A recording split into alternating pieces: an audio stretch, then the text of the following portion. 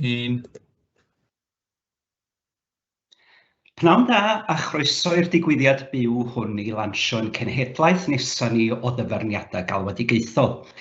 Arwel Jones ydw i, swyddog cymorth rhanbarthol gyda Cybac, a fi fydd yn cynnal y digwyddiad hwn pnawn yma. Felly'r hyn da ni'n mynd i wneud heddiw yw cyflwyno'r dyfarniadau Galwedigaethol newydd sydd wedi hail ddatblygu. Dweud chydig wrthych chi am y broses o ddatblygu a sôn am yr hyn sy'n newydd, yr hyn sydd wedi newid a'r hyn sydd yn aros yr un fath.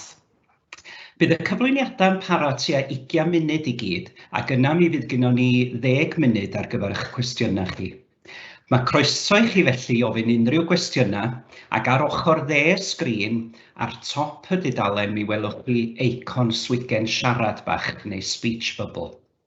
Os nwch chi glicio ar hwnnw, mi welwch chi sgrin arall sgwrsio lle gallwch chi bostio'ch cwestiynau. Mi fyddwn ni'n monitro'r cwestiynau hyn gydol y sesiwn hwn, gan ateb cymaint ag y gallwn ni o'r ymholiadau yn rhan ola'r sesiwn. Da ni rwan felly mynd i glywed neges fideo gan brif weithredwr Cybac, Ian Morgan, cyn i ni gael cyfle i glywed gan Sarah Harris, ein cyfarwyddwr cynorthwyol ar gyfer y Cymwysterau Galwedigaethol.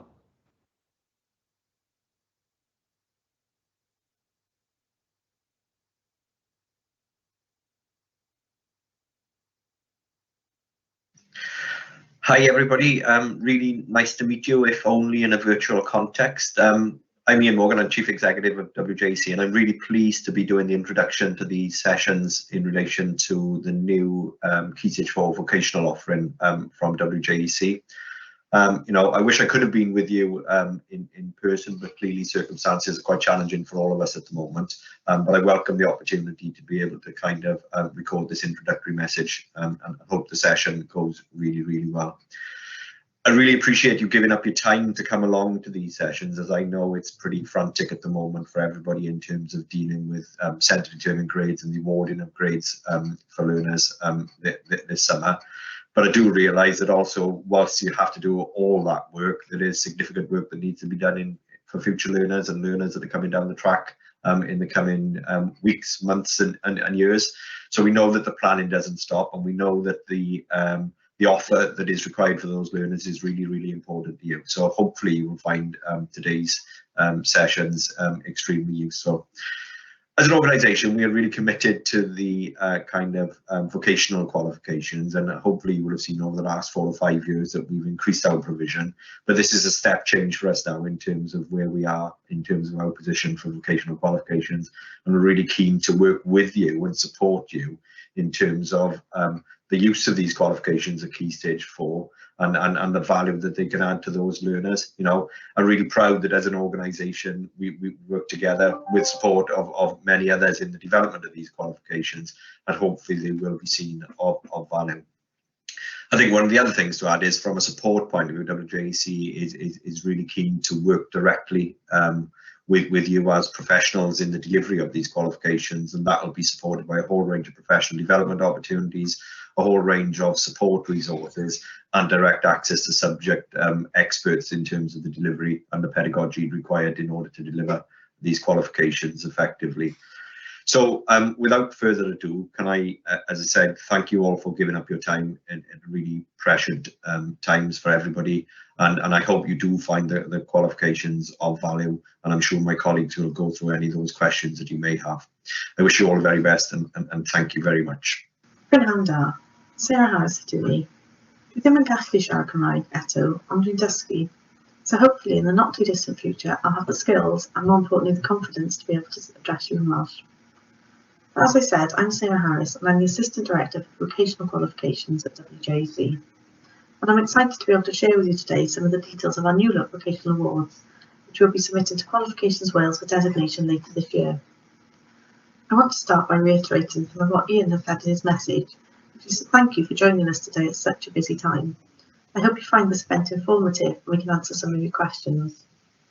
I know many of you joining us today are teaching our current vocations, so you'll know that we introduced our vocational awards in 2014 and have been building up the suite and adding new titles over the past 6 years. And because of this, each qualification has been developed to meet the specific criteria that was in place at the time the subject was developed. which has led to some differences across the suite. As part of this development, we've taken the opportunity to review the suite as a whole and bring back into alignment some of the core principles and characteristics of the qualifications. For learners, our new vocational awards still provide a broad introduction to a vocational sector, combining theoretical learning with engaging and practical hands-on tasks, allowing learners to explore areas of interest as well as developing transferable skills that are essential for continuing education and employment. In developing the new qualifications, we've been careful to retain the characteristics that you've told us are important. This includes simple qualification structures, which minimises the number of assessments your learners are required to complete, and clear and straightforward specifications, setting out what learners need to know, understand and be able to do. One of the characteristics of the new suite that we'll be drawing your attention to later is the terminal rule. We'll be also telling you more about some of the new features that have been adopted in response to feedback from teachers. Internal assessments will now be mark-based rather than grade-based, meaning that underperformance in one part of an assessment is balanced against performance in other areas. And we've expanded the number of grades available at level 1 so that learners can receive appropriate recognition for their achievements. And probably, most importantly, we've removed the must-pass all units rule for the specifications, meaning that units and qualifications are fully compensatory. And we've retained our focus on applied learning, which supports learners to develop knowledge, understanding and skills in ways which are practical and relevant to the subject they're studying. We're now going to hear from Daniel Evans, Head of PE at Cymwysterau in Llanelli, who worked with us on the development of some of these qualifications. After which we'll be showing you a video outlining some of the features of the new suite. Helo, Daniel Evans yn enw I, fi'n athro yn Cymwysterau yn Llanelli. Fi hefyd yn rhan o'r tîm sydd bod yn gyfrifol am gynhyrchu'r cymwyster newydd chwaraeon ac egwyddorion hyfforddi. Ar ôl ymateb i'r ymgynghoriad, ges I ofyn idd mewn I helpu gyda edrych ar y deunydd a addasu falle lles ysgolion o safbwynt athrawon ac yn amlwg o safbwynt yn dysgwyr ni. A beth sy'n rhan o broses o gynllunio'r cymwyster newydd yn sgwennu deunydd asesu, sgwennu'r manyleb ac addasu beth oedd wedi bod cyn hynny. A gobeith oedd wnaethon ni fel tîm o athrawon trial wneud mor teacher-friendly falle o'r gair a phosib I alluogi ni fel athrawon I allu darparu'r cwrs yn llwyddiannus sy'n disgyblion ni. Sesiynau wnaethon ni edrych ar nifer o bethau ynglyn â'r sut oedd yr unedau yn gweithio ac wrth gwrs wrth cynllunio'r cwrs newydd, y gymwyster newydd, ni'n edrych ar addasu ambell I peth o'r cynnwys ac addasu ambell I trefniad yn yr unedau. Enghraifft, mae uned 1 nawr oedd aroliad oedd yr hen uned 2 ar yr hen gymwyster, ar y cymwyster newydd mae nawr yn uned 1. Beth oedd o help wrth cynllunio'r deunydd a cynllunio'r cwrs oedd yn amlwg o tîm athrawon yn glwm gyda hwnna, felly ni sy'n darparu'r cwrs, ni sy'n gwybod beth falle sydd o'r ein disgyblion ni'n dysgwyr ni, felly oedd yna help mawr I gael tîm athrawon gyda'n gilydd I drafod ac I jyst I wneud twtches bach o newid, felly oedd hwnna'n cyfle gwych I ni fel athrawon I dod I nabod y cymwyster yn dda iawn ac I hefyd gallu rhoi mewnbwn sut I twico ambell I beth yn lles ni I ddarparu'r cwrs ac wrth gwrs sy'n gwneud yn hawsach i'n dysgwyr ni. Ni'n rhedeg cwbl o cyrsiau galwedigaethol yn yr ysgol. Ni di rhedeg y cwrs chwaraeon ac egwyddorion hyfforddi ers rhyw 4 mlynedd erbyn hyn. A wedi cael bach mwy lwyddiant yn ddiweddar na'n gwreiddiol achos mae'r cwrs wedi diwygio'n weddol ddiweddar, ond wrth gwrs bydd y cwrs newydd yn dod allan cyn hir hefyd, ond mae'r cohort ni wedi cynyddu dros y 2 mlynedd diwetha. Natur yn disgyblion ni falle, ond hefyd natur y cwricwlwm ni allu darparu ar ei cyfer nhw, a mae'n amlwg bwysau'r cydbwysedd na yn y cwricwlwm ni ar gyfer cyrsiau galwedigaethol, a ni wedi gweld yn ysgol ni bendant bod mwy o ofyn ar gyfer y cyrsiau galwedigaethol, ac felly mae'n niferoedd ni wedi cynyddu dros y blynyddoedd diwetha. Mi'n credu mae'r cwrs fel mae fe nawr a fel mae'n mynd I ddatblygu dros y flwyddyn diwetha hefyd yn help mawr i'n disgyblion ni gadw'r ochr yr elfen ymarferol, ond hefyd I tynnu'r pwysau off enghraifft wneud y 3 champ ar gyfer y cwrs tygau. A na beth ni wedi gweld yw bydd mwy o thebyg blwyddyn yma bydd 2 grŵp dyn ni yn wneud y cwrs chwaraeon a 1 grŵp yn wneud y cwrs tygau oherwydd y pwysau yna ar ochr ymarferol. Ond wrth gwrs dyw'r marciau ymarferol ddim yn cyfri ar gyfer y cwrs chwaraeon, mae'r ochr ymarferol ond dim mewn o ran yr hyfforddi nid y perfformio. Mae'r deunydd sydd ar gael, mae'r help sydd ar gael o'r swyddog pwnc o'r swyddfa cybac wedi bod yn help fawr i fi jyst o ran gallu darparu'r cwrs a'n llwyddiannus gyda'n dysgwyr ni. Wel, y cwrs yn fwy teg mewn ffordd yn ddiweddar oherwydd mae'r cymwyster nawr yn ymwneud gyda pwyntiau yn hytrach na jyst graddau. Felly, os mae un disgybl yn gwneud yn wan yn yr aroliad, mae'r pwyntiau'n cyfrannu tuag at i marc terfynol ar gyfer y cymwyster llawn. Felly, dyna ddim dan yr anfantes na o felly jyst gorfod cael llwyddiant lefel 1, pas lefel 1 am mhob uned neu llwyddiant lefel 2 am mhob uned. Mae'r pwyntiau yn mynd ar gyfer y taledd ar draws y 3 uned a mae hwnna'n cyfateb i gra terfynol ar diwedd y cymwyster. Felly, wedi gweld hwnna'n sefyllfa mwy teg i'n disgyblion ni. Falle rai sydd wedi gweld yr aroliad falle'n enwedig yn anodd i ddechrau gyda ambell i ddisgybl, ond hefyd maen nhw'n gallu gwneud y pwyntiau yna lan gyda'r gwaith cwrs gyda'r asesiadau dan rheolaeth. Ni wedi gweld galw mawr am gyrsiau galwedigaethol o fewn yn ysgol ni, a mae'r cyrsiau fel yr un chwaraeon ac egwyddorion hyfforddi wedi bod yn llwyddiannus a wedi bod nifer y ddisgyblion yn dewis o pynciau galwedigaethol ni'n gallu darparu yn yr ysgol. A gobeith mawr yw bydd cwrs lefel 3 yn dod allan yn fuan iawn, sy'n sicrhau bod dilyniant pendant dyn ni mynd o'r lefel 2 i'r lefel 3, a hwnna'n mynd i hybu wedyn yn disgyblion i barhau o'r cyfnod llwyddol 4 i gyfnod llwyddol 5 ac i fod yn llwyddiannus gyda'r cymwyster yn y pen draw a cadw'r ffocws ar yr ochr galwedigaethol, lle mae llai o ffocws falle ar aroliad, mwy o ffocws ar y diwydiant a'r ymarferoldeb o weithio yn y diwydiant. Yn ogystal â meddwl yn ofalus iawn am gynnwys ein manlebau, rydym wedi rhoi llawer o ystyriaeth i ddatblygu ein hasesiadau, gan sicrhau bod dysgwyr yn cael y cyfle i ddangos eu gwybodaeth, eu dealltwriaeth a'i sgiliau drwy dasgau diddorol sy'n berthnasol i'r maes sector maen nhw'n ei astudio. Mae ein holl asesiadau'n bodloni'r 5 egwyddor asesu, ac mae ein deunyddiau asesu enghreifftiol wedi cael eu hadolygu gan dîm o athrawon presennol sydd wedi ein helpu i sicrhau bod y nodau hyn yn cael eu bodloni. Un nodwedd o'r gyfres newydd yw defnydd cyson o amcanion asesu. Bydd ffocws cryf ar amcanion asesu 2, y sgiliau ymarferol y mae eu hangen mewn lleoliadau galwedigaethol ym mhob cymhwyster. Bydd cysondeb y gyfres newydd hon yn caniatáu i athrawon a dysgwyr ddatblygu cyd-dealltwriaeth ar draws pob pwnc. Bydd hyn hefyd yn caniatáu i benaethiaid cymwysterau galwedigaethol hwyluso cyngor a chefnogaeth i'w timau. Mae ein hasesiadau ar draws y gyfres yn cynnwys defnydd cyson o eiriau gorchymyn. Drwy gael dull cyson ar draws y gyfres, bydd dysgwyr yn ymwybodol o beth yw geiriau gorchymyn, beth yw ystyr pob gair gorchymyn a beth mae pob gair gorchymyn yn ei asesu. Geiriau gorchymyn yw'r geiriau a'r ymadroddion a ddefnyddiwn mewn aroliadau sy'n dweud wrth fyfyrwyr sut dylen nhw ateb cwestiwn. Mae'r geiriau hyn yn gysylltiedig ar amcanion asesu, sef y sgiliau y mae angen i ddysgwyr ei dangos yn eu hymatebion i gwestiynau mewn arholiad neu dasgau mewn asesiadau danreolaeth. Mwyn eich helpu chi a'ch dysgwyr i ddeall ein dull asesu'n llawn, rydym wedi llunio canllaw asesu i gyd-fynd â'r manyleb a'n deunyddiau asesu enghreifftiol.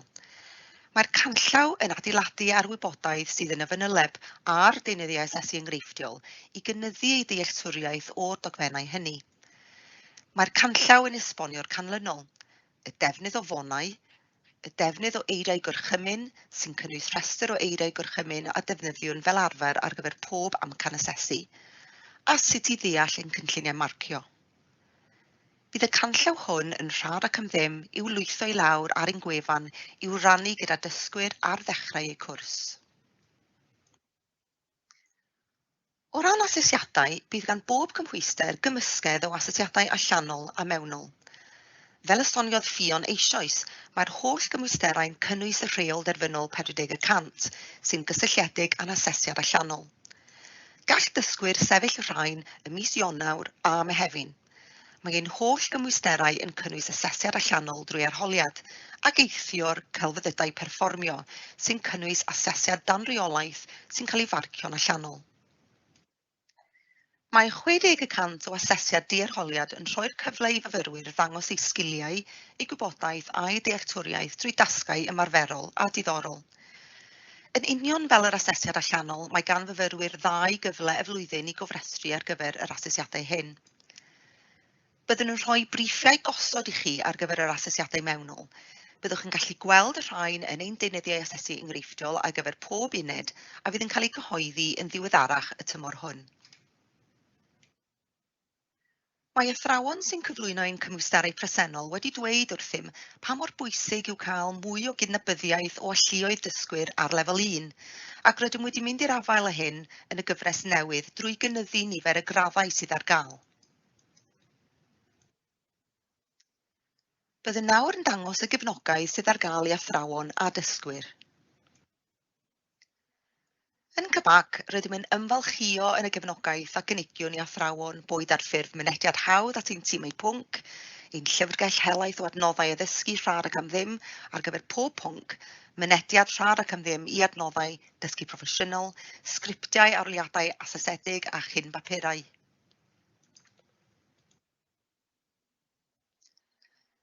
Ar gyfer pob cymhwyster yn y gyfres hon o ddyfarniadau technegol, rydym yn cynhyrchu set gynhwysfawr o lyfrynau a luniwyd i gefnogi athrawon wrth gyflwyno'r cwrs.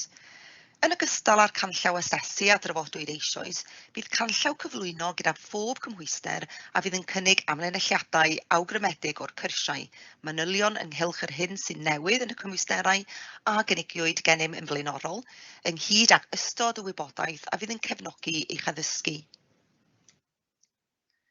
Ar gyfer pob uned, ceir canllaw uned. O fewn y canllaw hwnnw, fe welwch wybodaeth am asesu ac ymatebion i gwestiynau y mae athrawon wedi cael fel arfer. Ynghyd â gwybodaeth ac esboniad ychwanegol am gynnwys y fanyleb. Rydym yn benderfynol o fod mor glir ac eglur a phosib ynglŷn â'r hyn y mae angen i ddysgwyr ei wybod, i ddeall a gallu wneud er mwyn cyflawni eu potensial gyda'n cymwysterau.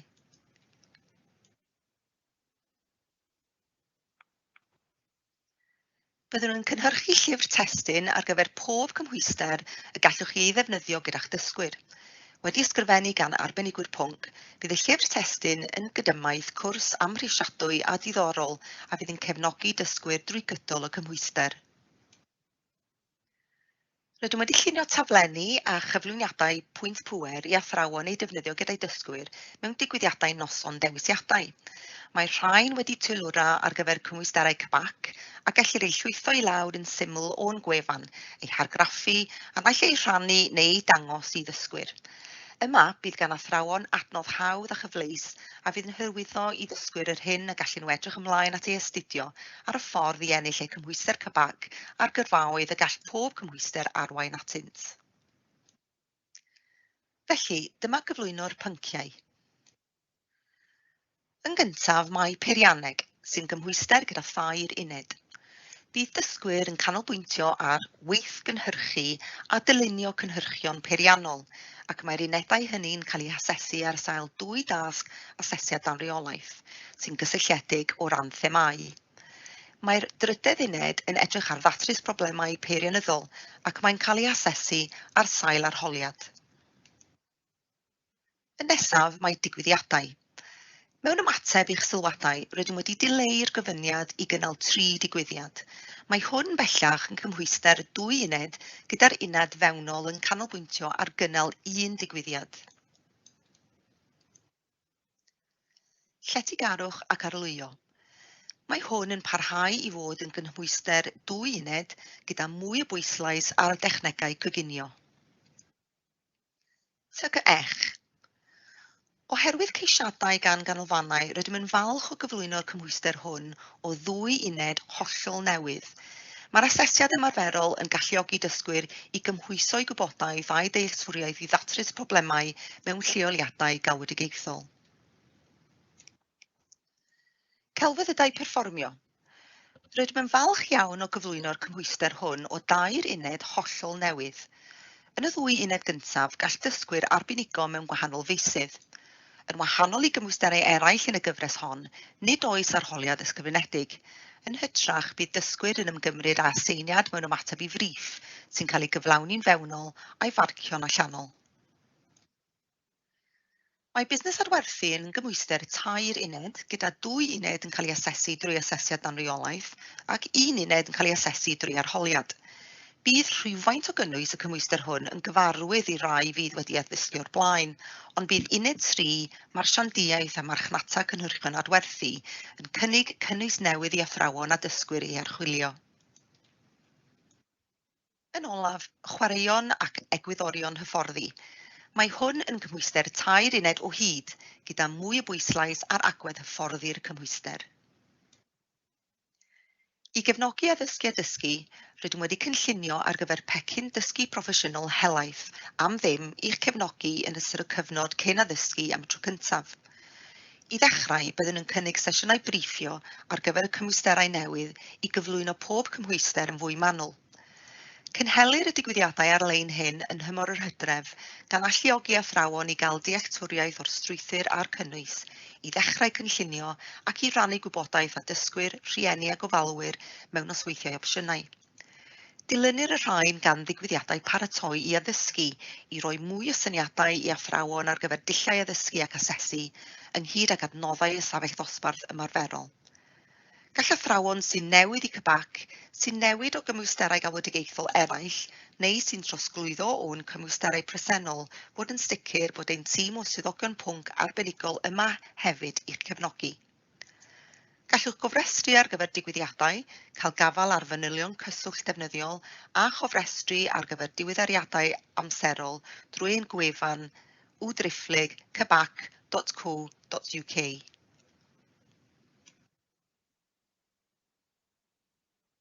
A dwi'n ôl. Mae hynny'n dod ar rhan ffurfiol y digwyddiad yma I ben. Rwan, beth da ni'n mynd I wneud ydy ateb rhai o'r cwestiynau chi. A diolch yn fawr iawn i'r rhai ohonoch chi sydd wedi cyflwyno cwestiynau cyn y digwyddiad hwn, ac i'r rhai ohonoch chi sydd wedi anfon rhywfaint drwad yn ystod y cyflwyniad yma. Mae'n nghydweithiwr I Lia Maloney wedi bod yn garedig iawn ac yn brysur iawn yn casglu'r cwestiynau yma I mi hatab I chi pnawn yma yn y rhan olaf o'r sesiwn yma. Diolch Arwen. Rydyn ni wedi derbyn llawer o gwestiynau dros y hanner awr diwethaf, felly diolch yn fawr iawn I chi. Mae cydweithwyr wedi bod yn ymateb I rai mwy penodol a syml o fewn y bar sgwrsio ac hefyd wedi tynnu fy sylw adrai ar gyfer yr adran hon. Felly, dechreuwn ni gydag un ar gyfer lletygarwch ac arlwyo. Rwy'n dysgu lletygarwch ac arlwyo ac ar hyn o bryd rwy'n cofrestru'n disgyblion ar gyfer yr arholiad ar ddiwedd y blwyddyn gyntaf fel y gallant ail sefyll yn yr ail flwyddyn os oes angen. A yw hyn dal yn bosib gyda'r gyfres newydd hon o gymwysterau? Diolch Lia. Di'r arholiad cyntaf ddim ar gael dan fis Ionawr 2024, lle'r peth allweddol I gofio fama di bod rhaid i'r dysgwyr yma sefyll ar arholiad neu'r asesiad allanol yn y gyfres yma nhw'n cyfnewid ynddi, neu gwneud y cashin os ydych chi licio. Os ydych chi'n meddwl bydd o fydd i'r disgyblion I gael cynnig neu gael go ar yr ymarfer yn yr arholiad, yna gallwch chi wneud hynny mewn cyfres cyn cyfnewid, ond mae'n ffi ynglwm â hyn wrth reswm. Lle da ni'n gwerthfawrogi mai penderfyniad y ganolfan fydd hwn falle nid chi fel athrawon unigol. Os bydd disgyblion yn methu'r arholiad, maen nhw'n gallu ail sefyll yn y gyfres ganlynol. Ond y canlyniad y gan wrth ail sefyll fydd yn cyfrannu tuag at y radd derfynol. Hyd yn oed os ydy'r radd honno'n is na'r canlyniad y gafwyd yn flaenorol, lle mae eisiau cadw hwnnw mewn co. Diolch Arwen. Iawn, ymlaen at y cwestiwn nesaf. Hoffem symud ein holl bynciau I cybac, ond rydym wedi treulio cryn dipyn o amser ac wedi gwario cryn dipyn o arian yn gwneud ac yn prynu adnoddau ar gyfer ein bwrdd presennol. A fydd unrhyw gefnogaeth I symud ymlaen I cybac? Gai gyntaf ddeud bod ni wastad wrth yn boddau glywed o pobl yn mynd I symud draw ato ni yn cybac.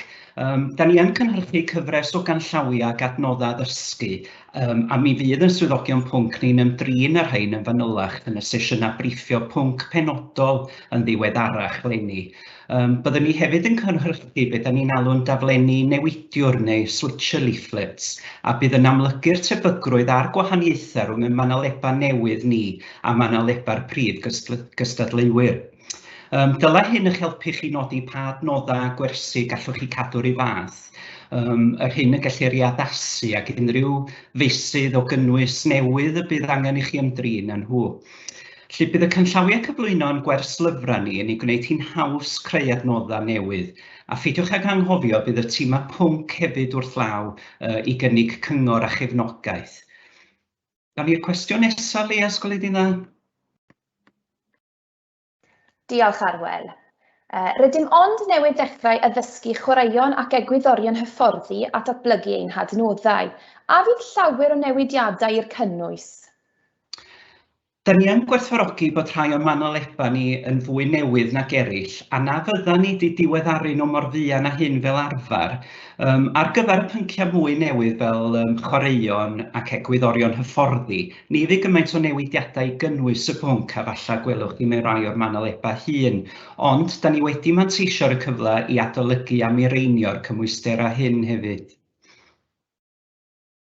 Diolch Arwel. Y cwestiwn nesaf. A oes unrhyw ganllawiau yn y fanyleb newydd ar sawl awr yr wythnos y dylid eu hamserlenni? Mae'r cymwysterau yma'n cynnwys 120 o oriau dysgu dan arweiniad, neu beth da ni'n alw'n guided learning hours. Mae hynny'r ei fath a tygau. Felly, da ni wedi cynhyrchu canllaw cyflwyno ar gyfer bob cymhwyster sy'n cynnwys beth da ni'n alw'n amlinelliadau o'r cwrs awgrymir, a mae hynny'n dadansoddi neu torri'r 120 awr yna i lawr. Yn amlwg, mater i bob athro ag ysgol neu goleg fydd sut mae'r cymwysterau'n cael eu cyflwyno, ond dyla hyn fod yn fan cychwyn wrth drafod gofynion amser gwersi. Gret, diolch Arwel. Nesaf mae'r cwestiwn, a yw'r cymwysterau'n addas i'w haddysgu mewn blwyddyn neu mewn 2 blynedd, hynny yw o flwyddyn 9?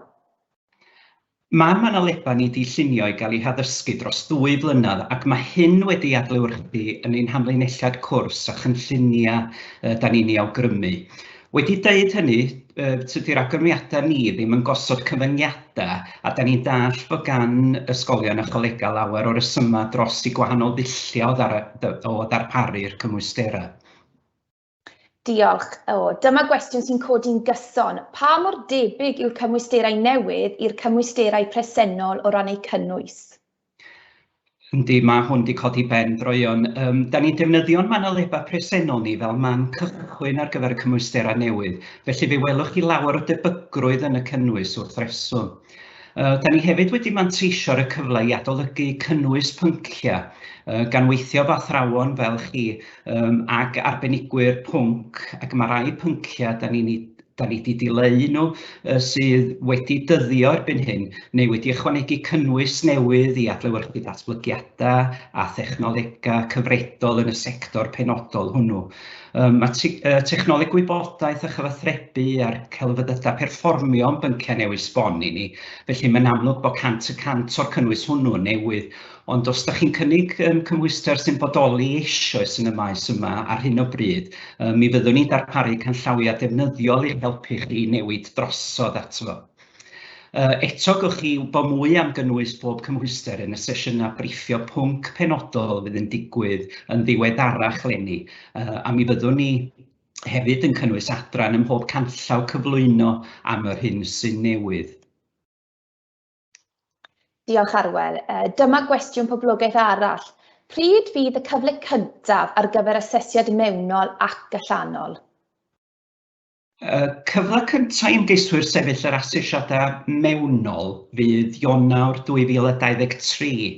Y cyfle cyntaf i ymgeiswyr sefyll yr asesiad allanol wedyn fydd Ionawr 2024.